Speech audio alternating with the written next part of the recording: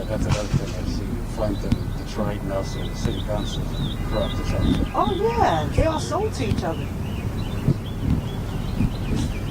I don't know. I guess it's part of the game. I guess. Yeah. Yeah, because they put themselves in, and that's how they keep the corruption going. That's crazy. Yeah, where is the human race going to go, and how do we evolve from this? Tell you what, I think we might be looking at another depression soon, similar to the 1930s. Yeah. But a lot of people didn't do bad during the depression. I guess it depends. Well, the wealthy certainly did. Yeah. I guess. Damn, it's like, yeah, how would you survive? I guess the only way you would be able to survive, you have to grow your own food. You would have to know how to grow your own food. Yeah. And I think that's why they made the suicide. Yeah. Yeah. Roll camera to me. Hey there. Hey there, it's Jordan. I am in a beautifully gentrified park here in Newark, New Jersey. Newark, kind of on the outskirts of New York City, right here in New Jersey. New Jersey, along with New York, obviously where coronavirus began in the United States, the highest concentrations. It's since shifted, but the economic pain that's already been in places like Newark has not shifted. So I'm here with Tanisha. You were born and raised here in Newark. We're also going to have Anthony come join us. I've spoken with Anthony in the past because Newark, in addition to the poverty, now coronavirus, corruption, has also had one hell of a problem with lead. It's been going on really for over a decade, but it kind of got into the news here in Newark the last year or so. So this is the beginning. We're going to call it the COVID depression until we come up with a better name. But we're going to be here in Newark. Then we're headed to Pennsylvania. Got interviews in Allentown, Pennsylvania. Got interviews in Altoona, Pennsylvania, which is more towards the center west. Then Pittsburgh. Then we're headed to Ohio and possibly even Kentucky. So it's myself, Jen is back there, Jamal's behind the camera. We're kind of making this up as we go. So we might, hopefully, if you have a story yourself and you're kind of on our path, you could email us, info@statusquo.com. You know the drill. Press that like button so we can get this to more people and share this live stream. And also, the super chat is going. This is not cheap. Traveling across the country with 3 people, but we want to tell you the real stories, and it's perfect that I'm talking to you today because the numbers came out, and obviously the media kind of goes by the unemployment rate, the stock market, and if those things look good, they're like, oh, the economy's rebounding. Back here in reality, the economy has fallen off a cliff, and it was already off a cliff. So today, the numbers almost, I think near 5 million jobs were created in June. The unemployment fell to 11%. Almost 1.5 million more people filed for unemployment, which brings us close to 50 million people in total the last few months have filed for unemployment. But the reality is, even with the numbers going down, the numbers and more people got work because they were, I call it the capitalist death cult, were reopening these states even though the virus is still very active. Now, the virus is back and exploding all over the country. Arizona, Texas, what's the other one? Arizona, Texas, and Florida. Florida. Cases are exploding. Just yesterday, there was 50,000 new cases in America, all over America. Dr. Fauci says there could be 100,000 if we don't get this under control. Meanwhile, the President of the United States, in addition to being a racist, Islamophobe, and all the things, he still won't wear a mask, and he's pretending that the virus is under control. But I wanted to start with you about is people are facing here in Newark and around the country, starting to be threatened with evictions soon. The city of Newark, the state of New Jersey, has not done enough to protect people from those evictions. Also, people have been struggling to get their unemployment. Not everyone has gotten that $1,200 check. Can you kind of talk to me from the start, in addition to Newark being like close to 50% poverty anyway, what has it been like during COVID in trying to get the bare minimum of relief? Wow, I guess it would depend on different family circumstances. So I know. I should say you ran for city council 2 years yes, ago. I ran for city council also. So I guess from saying that, I guess because you still have some people that were still working, you know, the essential workers. So that means they still getting a paycheck, and then you have the non-essential workers who wasn't receiving a paycheck that was supposed to receive unemployment, and then you have some people who probably saved. So I guess it's all different levels to it. So I guess on a whole, it's like how do you create a change within the chaos? To me, I feel as though it's like it's chaos. They create the chaos to create a plan out of the chaos. Mm-hmm. So it's like order out of chaos. You create the chaos, and then you create the order that you want to see it happen. Mm-hmm. So that's what I feel like. Like I said, the city of Newark, the median income is $32,000 a year. Wow. So you're already below the poverty level. So it's like, how do you create a new wave? Especially if people can't go back to work. How would you do that? What is the new job market going to look like? And what was those numbers of those jobs that was created? Oh God, this mask is like so annoying. Sorry. Yeah. So yeah, a lot of people are facing evictions. A lot of properties that the landlords hold are not up to code, and I think that's the problem also. And so that's going to automatically create a rift, because if you're not up to code with the properties now, you could easily be able to kick them out. That's what they did with Newark Housing Authority. They let a lot of the properties run down so they could take that land back and build affordable and luxury apartments. And I think that's what the problem. To me, I feel as though it's a plan. So not so much to help the people, because if you want to help the people, it wasn't like back in the day when Newark was thriving, because they had a lot of different factories. So whoever lived here, they worked here, they played here, and they ate here. It's different because all the economical wealth that's coming through the city of Newark is only funneling back to suburban areas. So they travel from suburbia to come here to work in the city of Newark and take their money back to suburbia, which if you have people who live here, work here, the money will automatically regenerate. Mm-hmm.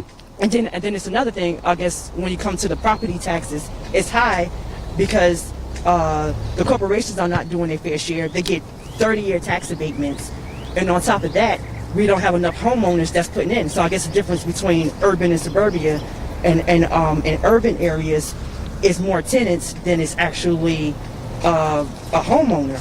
So that money trickles in. But then you got to remember the housing crisis. They literally gave them bad loans. They literally gave them bad loans so they could default on their loans. Mm-hmm. So it's like, how do you win in the system that's against you?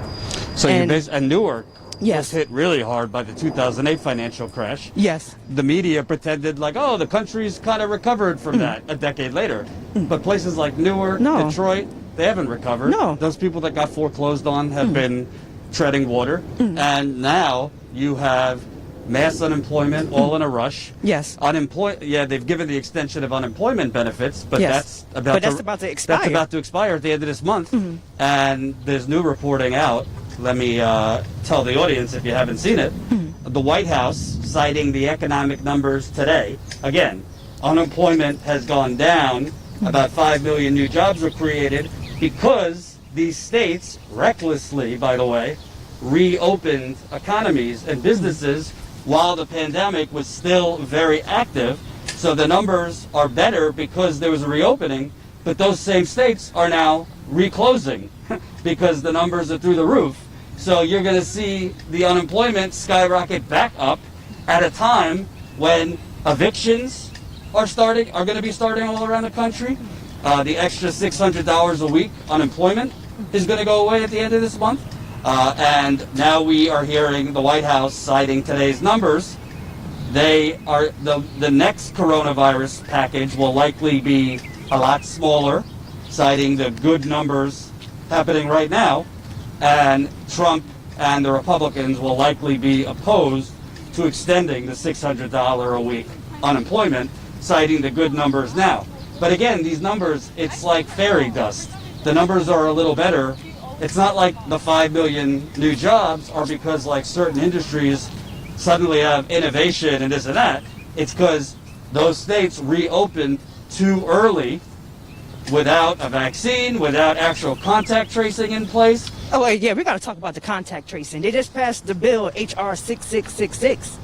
Like people don't realize what you asking for. You should know HR 6666 is is basically like contact tracing, and they are allowed to do contacts on whoever is following. You got to remember, whenever it comes to the government, they have like their agenda. Their agenda is not about the people, and so that's one thing you have to remember. And then you also have to do your own research. You have to remember the laws that they passed in general, like from first when America started, how America started. You have to understand the underlining of how things happen, of how different empires come in. And so you remember when the World Trade Center went down, then the laws that Bush passed was about the Patriot Act, taking away your rights. And then on the top of that, coming now, you got to remember about the media and how they are allowing them to be able to record us, to listen to us, to take our data so they can study us. And that's the whole purpose of, to me, I feel as though they are preparing us for the New World Order. The New World Order has always been in existence. Because if you listen to the old speeches of George Bush Sr., he talked about the New World Order. He talked about the different calibers of how they wanted to deal with us as cattle. You got to remember, we have a social security number and a birth certificate. We are not considered human beings. We are considered a corporate entity. If you ever look at your paperwork, everything's in capital letters. So you got to remember the game that they're playing. So I think, and from that, it's like, how do we become connected universally? Mm-hmm. And I think that's what it's about. And we have to understand what they're doing to us. So when you talk about the contact tracing or the vaccines, why would we listen to Bill Gates when he said that on TED Talk that he want to depopulate the earth by giving people vaccines? You could go on YouTube and literally hear him say that. So if you're telling me that you want to depopulate the earth by vaccines, why should I trust you? And also they have the Georgia Guidestones. You go to Georgia and you can actually see the Guidestones where they say that they want to depopulate the earth. So whose agenda is it? Is it our agenda or is it their agenda? So if they have an agenda, we need to have an agenda and come together and be able to figure these things out. And then we also have to think about the universe is always in control. So if the universe is in control, we have the power to manifest anything that we want. And that's what we have to remember. And so I guess about the jobs, how do we create jobs for ourselves? How do we start bartering with ourselves to become detached from the system? And I think that's the question. And it's like, why will Monsanto make suicide seeds that you can't grow? So God forbid if like something dramatically hit and then we had to like fend for ourselves like we used to back in the day, and we can't grow our food because of the seeds, we need to figure out how to start healing ourselves. We have the power to heal ourselves. Not everybody got sick. People die every day. And that's what people don't realize. And they never tell us the numbers of everyone who dies every day. Especially in communities like this. In communities. And the community that I live in right now, it's this is an environmental justice community. And so if they say, and they consider this a red zone. So how you have a red zone, yellow zone, I'm not sure, I think it's a blue zone if I'm not mistaken. So how do you factor out? Or is that symbolized? You know, is it a symbol of what you think it is? And then it makes me think about George Orwell, 1984. Everything is about propaganda. And what's propaganda? Propaganda is what I want to feed you, what I want you to think. And so that, they could tell us, oh, everybody's dying of COVID. Not to say some people maybe, I don't know. I'm not allegedly not a scientist like Dr. Fauci, which always it's like an oxymoron. They say one thing and mean another. So it's like, how can I trust you? So what I'm thinking is, if it is what it is, and then it happens, the next wave might be real, because especially people get the vaccines. Because when you think of a vaccine, they literally put the contaminant in your body. So now your body got to fight it off. Because if you say it's like a common cold or like the flu, how are people dying from this? Now, people die from the flu shot, yes, and that's documented. You could go on WHO website, CDC website, and see the numbers. So it's like, are you playing a mind game? Because to me, I feel as though it's a manipulation game. It's a mind game. And who was best for that was like Hitler. Come on, like you got to study. You got to study. Once you study, you understand who and how they play in the game. So what have you guys been dealing with here? Because Newark, before COVID, yes, you have this massive lead problem that they've been trying to cover up. If you don't know, Newark, like Flint, like East Chicago, like Milwaukee, like Pittsburgh, like all these places have a massive lead contamination problem. The government was trying to pretend it wasn't an issue for a long time. Then finally they couldn't pretend because they found extremely high lead levels in schools, businesses, residences. So that was going on, which I came to cover here last year. But then this pandemic hit, you already have mass poverty. So people rely on food programs. That's been rocky to get food to people who need it during COVID. They've been, one thing I can say, they have been, I guess it depends where you're at. From what I've seen, especially when people post on social media, I think it's the communities, the government, I think everybody's pretty much working together on that aspect. Okay. And then I think that's about the love of one another, because you're going to help. If you see somebody suffering, you're going to help them. So I guess from that point, yes, because I know they did give an increase for food stamps, so whoever was receiving food stamps did get an increase. Okay. But like you said, maybe in the system, because I know they did a reform in it where I guess if you was single and I think you didn't have a partial job, they took away the food stamps. So then yes, that's a disparity because it's affecting someone else. So I guess I would say it's 50-50. It's half they helping, and then the others, it's like, how do you reach the people who are not being reached to? Right. So, and talk to me about the evictions, because I know there's a lot of people right now trying to get some certainty that they're not going to be evicted, and basically getting not a lot of help. Yeah, allegedly they said they passed, I mean, not allegedly, but they did pass a moratorium that it wasn't supposed to be time for evictions, but they were still putting it inside the court. And so they already say the numbers are higher and higher. But the problem is, if you're going to write a law, you have to abide by that law. And that's why the citizens need to know their rights. So that means if you have to go to legal aid and get assistance on how to deal with these court cases, because they cannot kick you out. And that's what they don't realize, because the sheriff is not allowed to give them an eviction notice. And so people have to know their rights and know where to get the information from.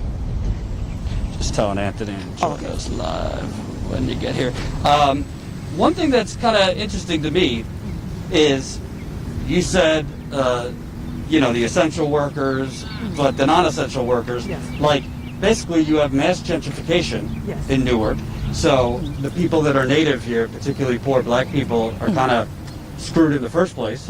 But then when you have things like this, like COVID, just like the financial crash, the companies that do employ people, they just decide to do more with less. So a lot of these jobs and people that have been laid off are not going to get hired back. We're already seeing like automation happening. Definitely. With AI. You go into these stores, self-checkout, this and that. So I feel like in places like Newark, it's not really being covered, but you really are looking into like a permanent joblessness. Yeah, to me, I feel as though they want to set up that universal, what is it called? That universal pay? What did you call it? Universal basic income. Universal basic income. That's what it feels like.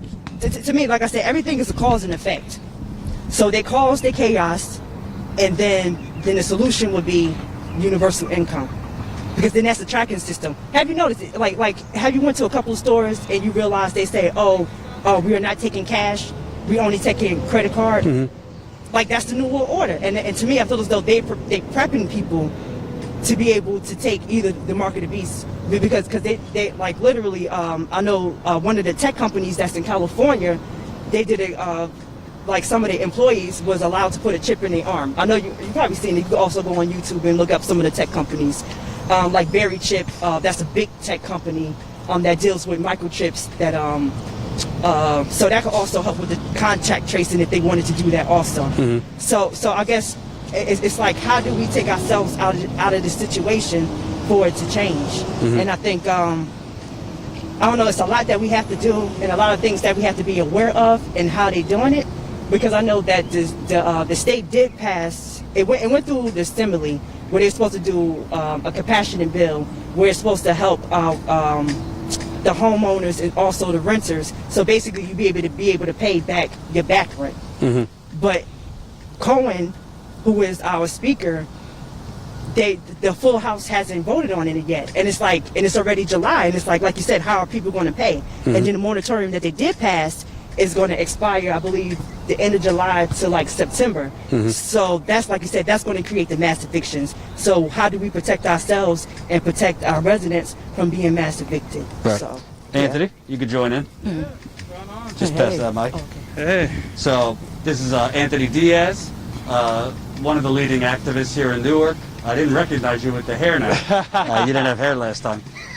So you've been on the forefront with the lead issue, but now you have COVID, kind of on one crisis on top of another. Can you kind of talk about, because we were talking, poverty is extremely high here, gentrification is extremely high here, corruption is rampant here. Then you throw in COVID, and we started with the unemployment numbers on paper were good today.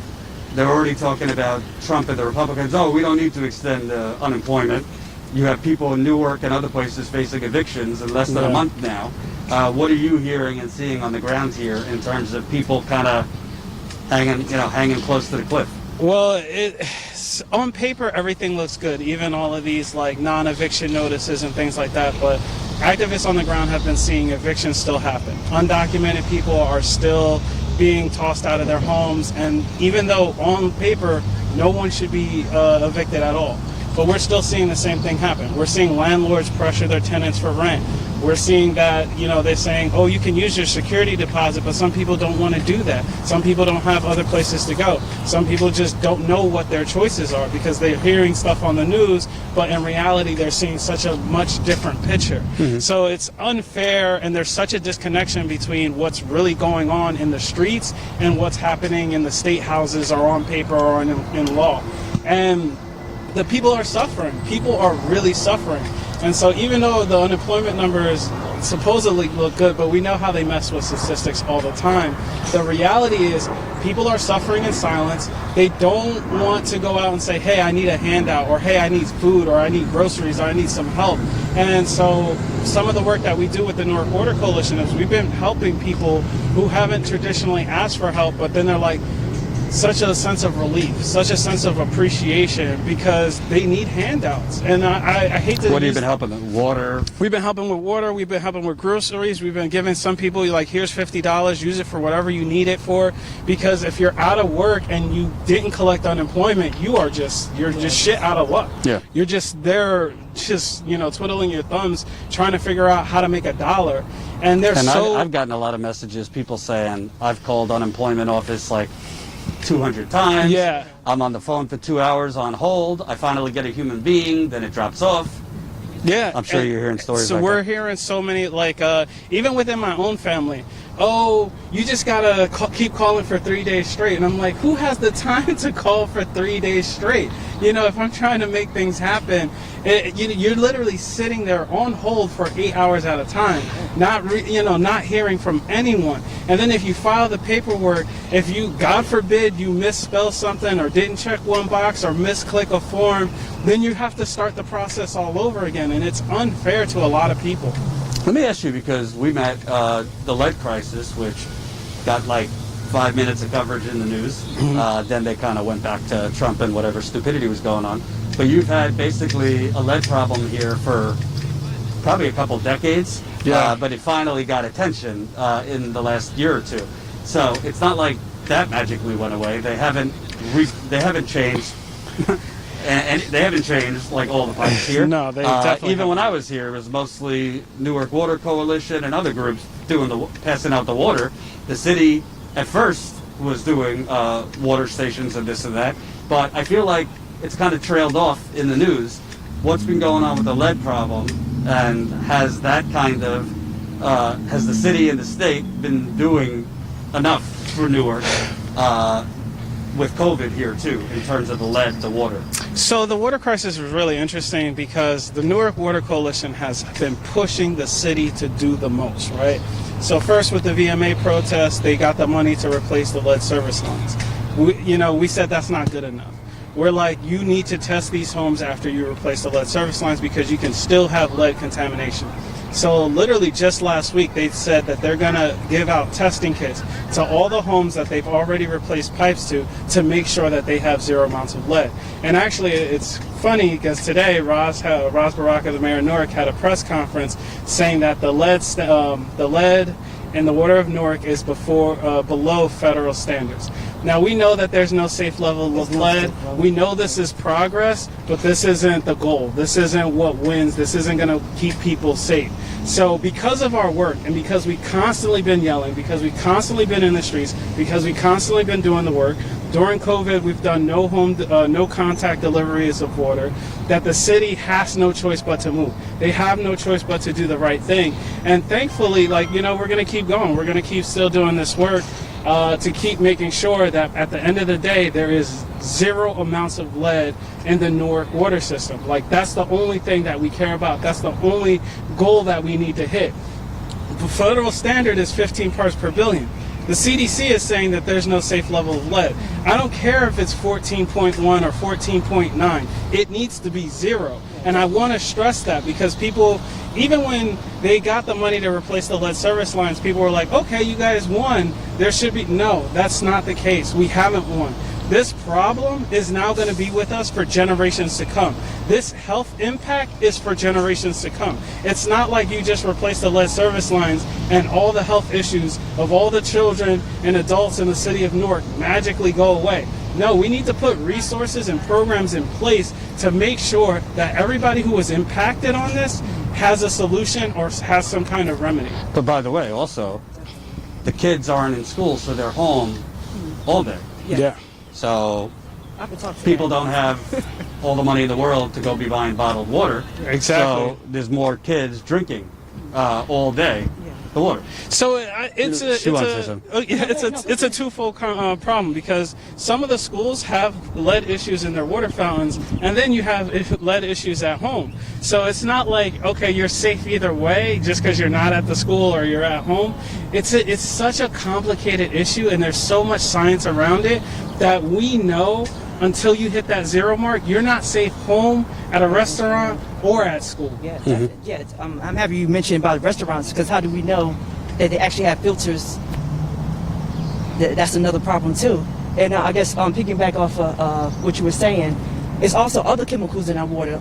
Almost like every other week we was receiving a notice of different types of chemicals that was in our water. So like you said, definitely the lead and the other chemicals that's in there. And like you said, that's a major impact. Like I was talking about, especially in the Ironbound, because like I was saying, Ironbound is the environmental justice community. We are faced with a lot of things. We have Covanta, which is the sewer, Covanta, which is the garbage incinerator that literally burns garbage. And it stinks down here so bad. Right next to black neighborhoods. Yes, it's black and brown. It's it's a mixed community. We have Portuguese, Brazilian, Japanese, Muslims, black. It's very cultural down here. That's one thing I do love about the Ironbound. And then we also have the refineries. We also have Newark Energy, which is a gas plant that actually their turbine water comes from PVSC to be able to cool it down. So imagine the chemicals that you put in the PVS water to give to a turbine to cool down. Like you said, we literally breathing lead. We literally breathing pneumonia. We literally breathing all the particulate matters. And then we also have the trucks that come through here because we also have Port Newark behind us. So just imagine that community impact. And then on top of that, you said you got COVID. So if you already got these respiratory things going on, issues that you said that COVID is supposed to be respiratory, what are we doing? It's crazy because I also contacted the commissioner, Kathleen, that she's over the DEP, and I wrote a letter to her on behalf of the community. And it's like, I know right now they're suing, they're dealing with Darling. So Darling is on Wilson Avenue, and it's a fat rendering plant. And like I said, when it smells like I can't even explain. It smells like carcasses, gas, death. it's like a whole spew of smells. So imagine what that's doing to our bodies. And it's like how, and why would you build that in a black and brown community? And so to me, I feel as though you're automatically trying to put us to death. But one thing, you can't kill God. And that's what they got, that's what they need to remember. Like, you can't kill God, even though you try to, you cannot kill the creator. And so no matter what they're trying to do to us, you cannot depopulate us to the extent that you want, because it's going to backfire on them. And that's what they don't remember. That's what they don't realize. And especially like all these corporations that's here, you remember when they shipped everything over to overseas. And I think that's where we lost a lot of our jobs, because they shipped it overseas, and now we're getting the brunt of it. But that's also part of the technology wave. And that's what they want, especially with China, with the social, what is it called? The social, not the social distancing, it's the social, like a social card. And you remember when they was talking about how they had cameras everywhere. It's the same thing that's happening to us. They're putting cameras everywhere. They're watching us everywhere. And what's going to happen next? You know, what was the real purpose of allegedly this COVID-19? I know I did want to mention about, it was October 18th, 2019. It was hosted by John Hopkins Center of Health Security. And it was called, in partnership with World Economic Forum, and also with Bill and Melinda Gates. And it was called the Pandemic Preparedness. And what they did was they broke down how, and literally stated, you go on YouTube and you can literally see how it was broken down. And it was called COVID. It was called Corona. That's what it was called. So whatever they do, they tell you before they're going to implement it. So to me, I feel as though this is a simulation. And then maybe the next wave will really be the frontal impact that's really going to exist or really affect people. So I think now this was like, for us, it's like a war game. What they do in war games, they practice on each other until the real war hit. So right now, this is a war game for all of us. So what does that mean for us? We need to get our immunities up. We need to be able to grow our own food. We need to figure out how we're going to protect our housing, spiritually, whatever religion that you believe in, be able to connect with the higher. You know, and I think that's right now, to me, it kind of felt like I had a breather, because we're always running. Advocates, we always running. We always fighting. We always fight the city. They literally want to build a 40-story, they literally changed the law, the ordinance, to be able to build 40 stories high. How can our infrastructure handle that? And you know they can't handle that. Tell them about yesterday with the flooding. Oh, that was crazy. They always flood down here. Like to cars, like it literally, like you said, like the cars, it floats, like because we have a combined sewer system, and a combined sewer system means that it's connected to the rainwater and it's connected to the sewer. So if that backs up, it backs up to the river, then it backs up in the streets into people's homes, and you don't think that's a health hazard, but you're talking about COVID? I want to say fuck COVID. Shit, people dying every fucking day. People struggling every day. And you're telling me, to me, I feel as though it's a psychological game. When you get in people's minds, you conquer them. So just imagine, hypothetically, like I said, it might exist, but hypothetically, say if it didn't exist. But if you tell a person over and over and over again, that's like, that's called mind control. And the CIA, you literally look at the documentations how CIA did mind control. So that would be that's like the ultimate mind control, to tell you, oh yeah, you're not feeling well. You're not feeling well. And then eventually people start to believe it, and then eventually they do get sick, or they die from whatever other causes that they was affected. So I don't know, it's a lot of work that we got to do. I don't know, like I say, if we could create jobs, find out ways that we could create systems within ourselves, go back to how our ancestors used to do, research, and be able to figure out, you know, one has to help the other. I don't know, if people have money and they could buy up some of this property and be able to do community land trust, it's a lot of rural lands, like in Kansas or wherever other parts, and that, you know, you could build housing there. It got to be a way. You know, and it's bad because it's like, yeah, you have property, but you don't own the property. So anytime they could kick us all out. Yeah. So it's like, it doesn't matter. To me, I feel as though also it's like a race war. To me, I feel as though they trying to really put us against each other. Because at the end of the day, if you're not rich, they don't give a fuck about none of you. And that's what we got to remember. Let me ask you, because a lot of people would be like, all right, you're talking about the New World Order and all these things. I don't know about that.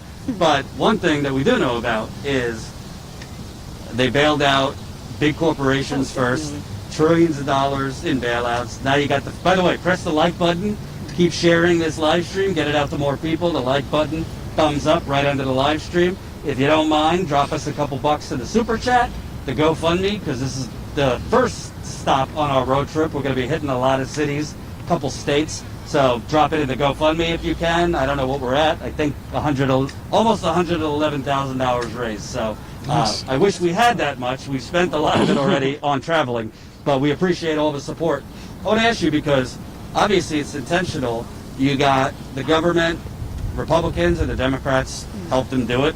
Bailed out the corporations, Boeing, all these multi-billion-dollar corporate conglomerates that basically could have had a tough couple months and survived.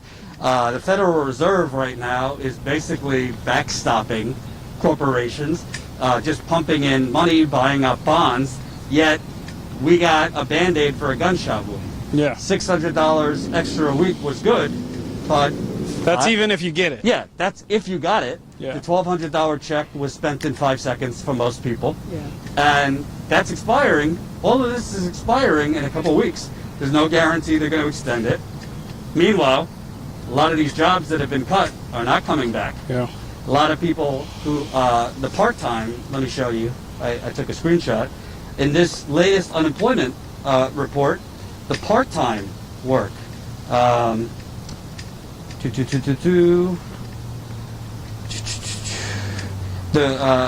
June jobs report, number of adults who are working part-time hours for economic reasons remains elevated at 9.1 million. The remaining army of involuntary part-timers shows that the headline unemployment rate does not tell the full story of the pandemic-era labor market. Overall joblessness is improving, dropping to 11.1, but there's a huge millions that are working part-time now. Yeah. That were working full-time. How do we know they're going to get full-time hours work back? The numbers that are improving now are because these states reopened. The states that reopened are now reclosing. Exactly. Because they reopened too early. So the bottom line is, the corporations and the donors have security, while poor people in Newark, poor people all over the community, formerly middle-class people who are now poor, have no security. Yeah. And frankly, yeah, Trump's awful, the Republicans are awful, but if Biden becomes president, Should the Democrats they're do not Yeah. I think they're not gonna give a permanent unemployment extension. They're not doing universal basic income. They're not doing Medicare for all. They're not doing child care. By the way, there's a story in the Times today. It's a massive problem of, do you pick your job or child care? Exactly. Because your kids are home, and you know. And that's why there's a push to open up the schools again, because the biggest babysitters is public education. And that's the worst. And what I've been telling people, because I'm a proclaimed leftist socialist, is that if you look at this country, look at where our priorities are, right? We didn't have enough PPE for our nurses. We didn't have enough ventilators, because what are we doing? We are building bombs. We are building our army. We are funding the military-industrial complex, right? Instead of putting our priorities on people first. So for me, it doesn't matter who's in that chair in the White House, because we know at the end of the day they don't care about people. If you look at the stimulus packages internationally, America has one of the weakest ones. We got $1,200. $1,200 in 3 months makes no sense. Makes absolutely no sense. And so what I like now is people are waking up to this, right? Tanisha touched on this race war. We saw it with the George Floyd incidents. It started being about solely black lives, and now it's morphed into something else, right? And what I see now are people demanding more. So people think it's not connected, there's no correlation, but when we're talking about defunding the police, there's a direct correlation in the amount we spend on policing in black and brown communities and the lack of social services. In Newark specifically, our police budget, our public safety budget is $220 million out of a $700 million budget. Doesn't make any sense. Essex County, it's about $152 million out of a $700 million budget. You know how much in Essex County our public assistance grants were? $3 million. $3 million. They spent $14.5 million on a garage for Turtleback Zoo. They spent 5 times as much on a garage than public assistance grants. For what zoo? For Turtleback Zoo. It's an Essex County zoo. So again, we see So where our basically, so white people could go to the zoo. They spent all that. Exactly. And so you see where our priorities are as a country, and this is why, the time is now to demand more. You see all these people out in the street, they're arguing for different rights, for different causes, so we can really put the people in check, or the people, elected officials in check, in a lot of different ways. And I think that's why I'm so happy to see this uprising or these rebellions happening. We've had a protest every single day since that George Floyd video was posted, right? People are tired of seeing black and brown bodies disenfranchised. They're tired of seeing black and brown bodies on YouTube, on TMZ, sensationalized. But what does that really mean, right? Where do we stop? We need to make sure that the money that is, there's tons of money, right, for the corporations. But we need to make sure that this money and these resources are making it into the hands of the people. So we need to connect the dots. It's defund to abolish, to put the priorities into communities, to stop the evictions, to stop future health hazards coming in. You touched on the air, and I think it's so important because we look at how COVID is disproportionately affecting the black and brown community. I should say, by the way, the unemployment rate total was 11.1%, but for white people it was 10%. For black people it was 15.4%. Exactly, and we know for those statistics, those are only people who are actively searching for work. So what about the people who aren't actively searching for work? That's why, these labor stats are so off-putting, because it doesn't tell the whole picture. It doesn't tell the whole story. And it doesn't even matter, right? You brought down unemployment to 5%, but how many millions are still unemployed after that, right? How many people are still suffering after that? So to me, these stats, these numbers are meaningless, because I hear the stories and I see the pain in people's eyes. And so for me, if one person is suffering, that's one too many. Mm-hmm. Well, here you look at the I don't want to say end game, but the next step. To me, I've been covering the protests in New York. Jen covered them in D.C. To me, the next step is a general strike, because the bottom line is Martin Luther King, they killed him when he started talking about the economy. Yeah. Right? So obviously, number one, I'm a white guy, so I totally understand why the top message is stop fucking killing us. Yeah. That obviously is number one. But number two is, the bottom line is, yeah, you could talk about defund the police. New York City just did a bunch of gimmick budget tricks. Oh, we cut by $1 billion when they really just shuffled some decibels around. But let me tell you something. If people's unemployment runs out, they're not going to renew it. If they're not giving, maybe they give another $1,200 check, but that's nothing. If we don't get some universal child care, if the media and the government only focus on the election and that stuff, when people have nothing to lose, you might see more people in the streets to take down the capitalist system. And you want to know something? People could scream defund the police all they want. You know how you're going to get real reform? If there's some organized boycotts of Amazon and the corporate elite, because then Jeff Bezos calls his employees at the federal government and says, give these people something. Exactly. So do you see, whether it's the Black Lives Matter movement or other movements forming, to people that are now waking up to the fact wow, the government really doesn't work for us? I think, yes, It because never works so much. You got to remember, it's a corporation. America is a corporation. It's a big the United business. Corporation. No, it literally is. It's a corporation. It's about business. America was never built for the land of the free and the home of the brave of the Constitution, as they stated it was. You got to remember first of all, how the Europeans came over here and took someone else's land. Mm-hmm. You got to remember what beast you're dealing with. And it will never be about us as a group, as all humans. Is not going to be about us, because it's about the power. And that's why, and like you said, if you defund the police, you defund the police, who are they going to bring in? They're going to bring in the military. And the military definitely going to shoot your ass. So what's the difference?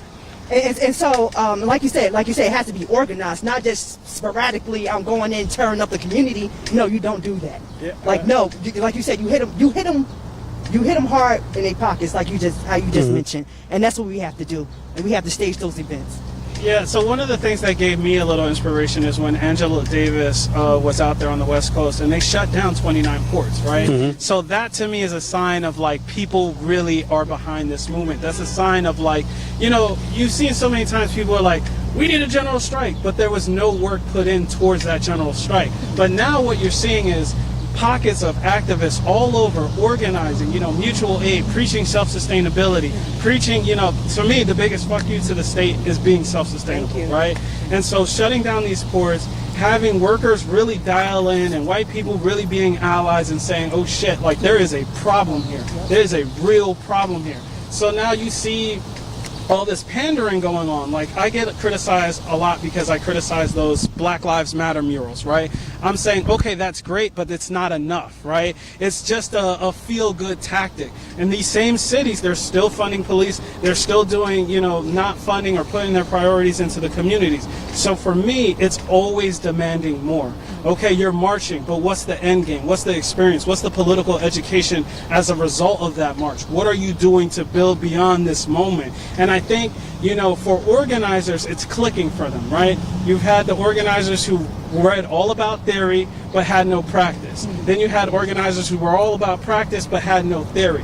So, you know, what I like to do is kind of meld the combination of the two and say, okay, if this is what you're about, if you're really about this life, if you're saying enough is enough, you've drawn your line in the sand, then you need to have vision for the long term. You need to be planning for the future, because we know we are, like, capitalism is a done deal, right?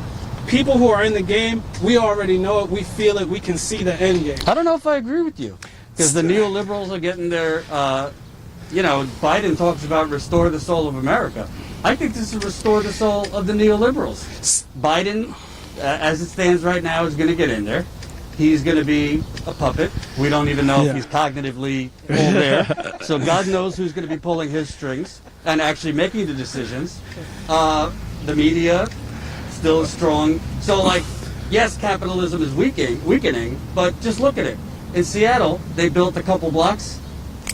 The protesters built a couple blocks. That shit was autonomous zone. Yeah, that was, you know, torpedoed in 3 weeks. But see, here's the thing, though. I would have never thought to see, like, the I don't know how much history you know, but Paris Commune stuff happening in America, right? And autonomous zones have been set up here, but you've never seen it this day and age with the technology, with everybody live streaming, everybody thinking that, oh shit, you can do this here? So for me, I'm an activist, right? So I'm about hope. That's what I sell, is hope. So when I see these points of upsurgence and uprisings, I see hope. And I see, okay, the system is weakening because we have never seen anything like this. And so that's one. And then two, most of these movements are fueled by people younger than me, right? I'm 34 years old. I'm not up there, but I'm not as young as I used to be. Where you have young people, they're not with the shit anymore. They're tired of this electoral politics. What do they call it? The Zoom generation. The Zoom generation, because, you know, all the older activists is like, you need to register to vote. You need to, you know, vote black Democrats in office, or you need to become a part of electoral politics. And these young people are like, no, fuck that. We've heard that same song and dance for years. A lot of the young kids I talk to, they're not about that life. You know, when we had that peaceful protest a couple of weeks ago, a lot of the younger folks were dissatisfied because they're like, we literally went around a block. Yeah, and then we text a number. Yeah. So what is this? What is that? Is this protesting? Is this getting demands? No, it's not. And they recognize that, and that's why they're willing to demand more, because they're tired of it. For me, you know, I've been really desensitized to a lot of this death, right? You're an activist, you see this stuff happening every 2 weeks, you're like, okay. Elijah McClain was my line in the sand. That's when I was like, you know what? No, this is my life's work. Tell people about Elijah. So Elijah McClain, young autistic man, killed in Colorado?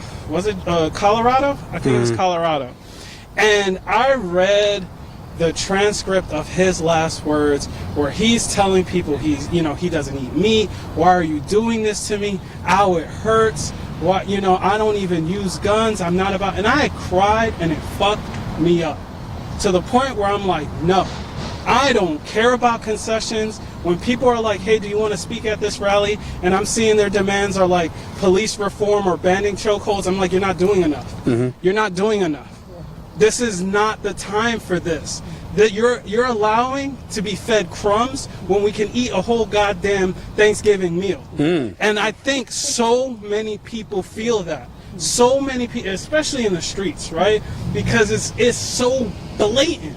It's so blatant how we're disregarded. So blatant how they don't give a fuck about us. And I for one, Well, I here can't- it's kind of blatant that they're trying to get rid of you. yeah. And so coupled with that, and it just happens to hit at the right time, is I'm also running for office. And I know you asked me before, when you gonna run? And I just happen to fucking run because people ask me. But there's such a focus on local elections now. Because they're like, yo, why can't we vote dope people in? Why can't we vote people who are doing the work, who have receipts of doing the work? I'll tell you why. Go ahead. Sorry. The old folks. The older folks that keep voting for these corrupt, not all old people, because we definitely have an older voting, you know, we got older viewers too, and there's a lot of woke, progressive, white people, black people, brown people, but there's more unwoke wine moms in the suburbs. Obviously that's not Newark, but continuing to vote for the Amy McGraths of the world in Kentucky, the John Hickenloopers in Colorado. Listen, Biden versus Trump, either get shot in the head or poisoned, whatever. It's not a great choice. But older people, you look at the primary presidential. I know like the answer isn't all electoral politics. Bernie crushed under 50 in almost every area. It's the older people that vote more than the younger people that are continuing to put in these corrupt folks that mask their corruption with Black Lives Matter murals. Yeah. Exactly. So one of the things that's super, because I feel the same way, right? I'm like, why run, right? What are you running for? I'm running for Essex County Freeholder in New Jersey. So one of the things that really changed my mind was they were like, Anthony, it's vote by mail.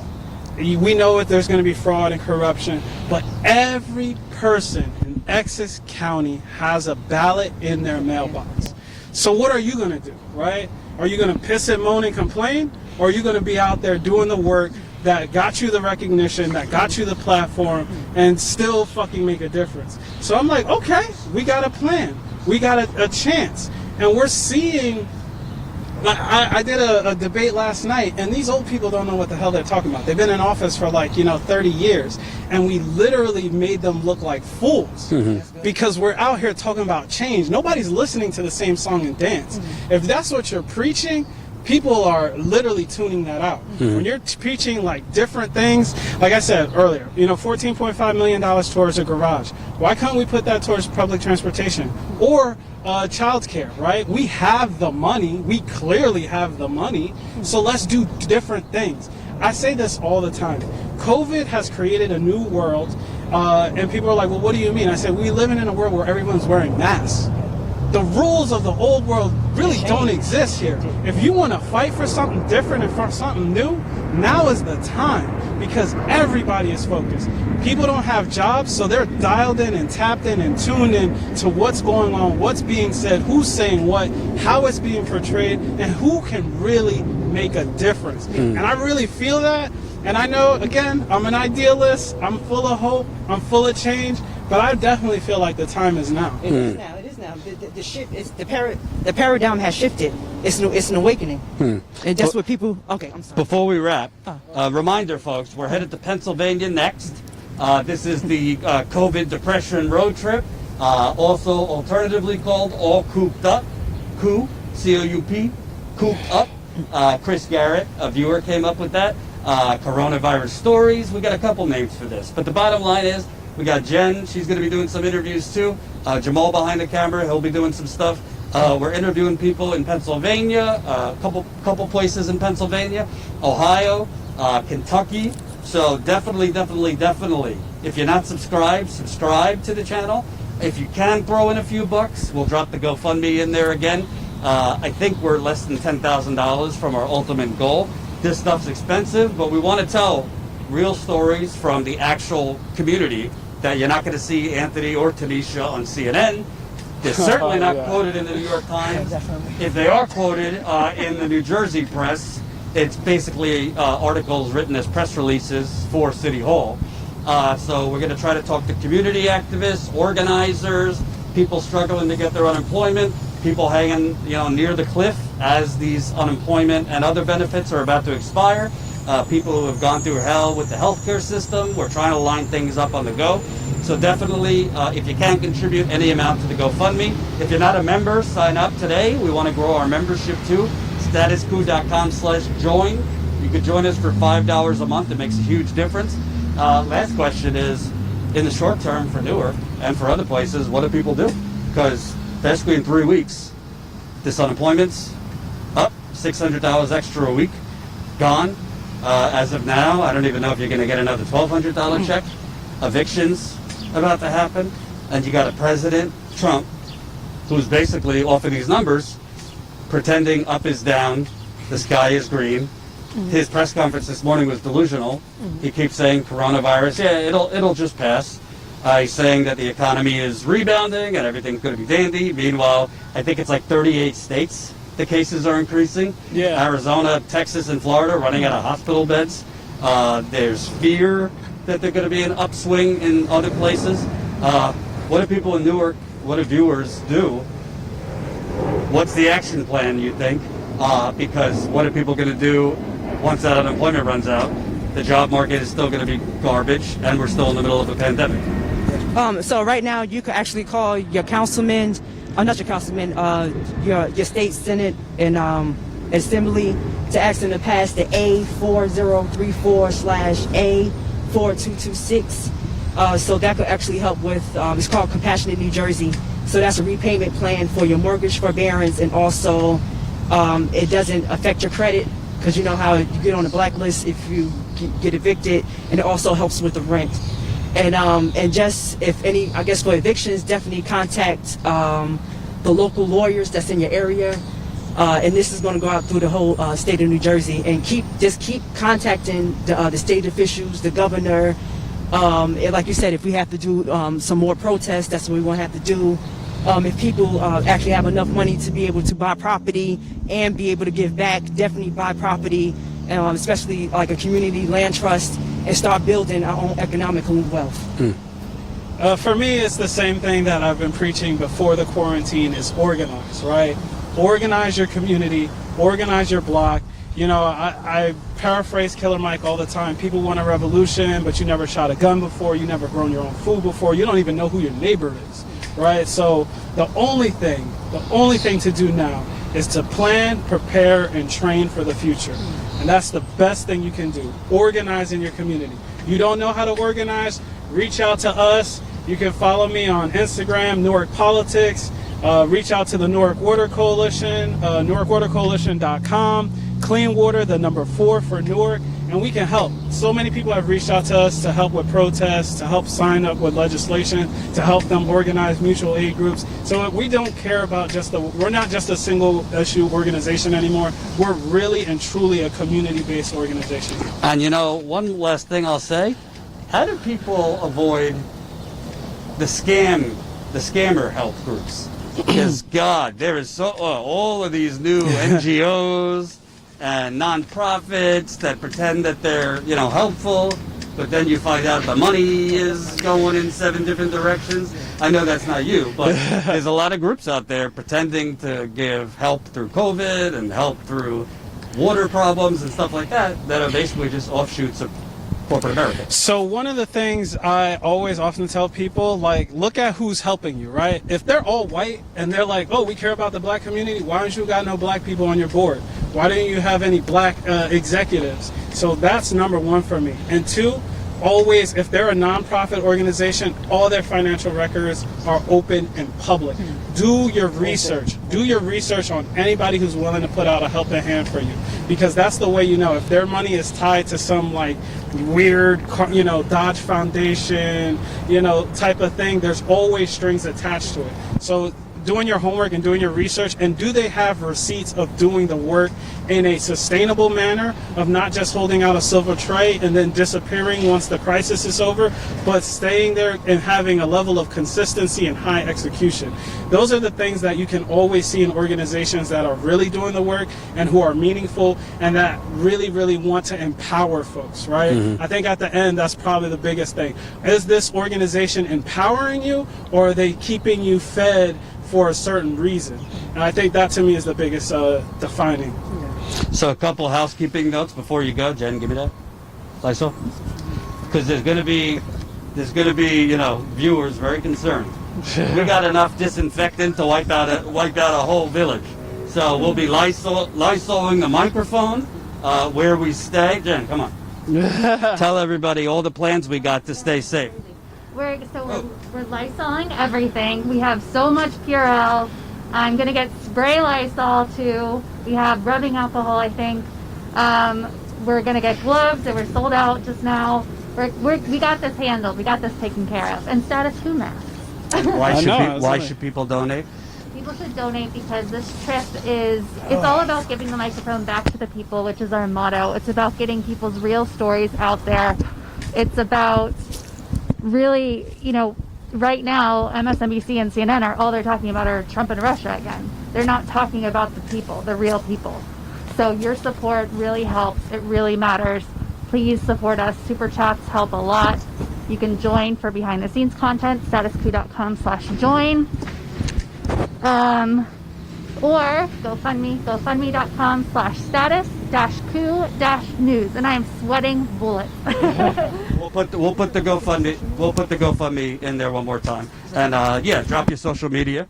Yeah, my social media on Facebook is Tanisha Garner, TANISHA, Garner, GARNER. You could definitely see some of the things because I do go to a lot of meetings and I do testify. And for instance, for that assembly bill, I testified and they actually passed it. Now we're just trying to get it to the full. Hopefully, like I said, do enough calls. And also my other social media handle is Chosen Designs. That's on Instagram and Twitter. CHOZINDESIGNS. Thank you. Thank you. And we're going to be going to Pennsylvania. We should be live tonight, give or take 6 o'clock or 7 o'clock. So be on the lookout. 6 o'clock or 7 o'clock Eastern time. We'll be in Pennsylvania. Join our text list. You'll get a text when we're live.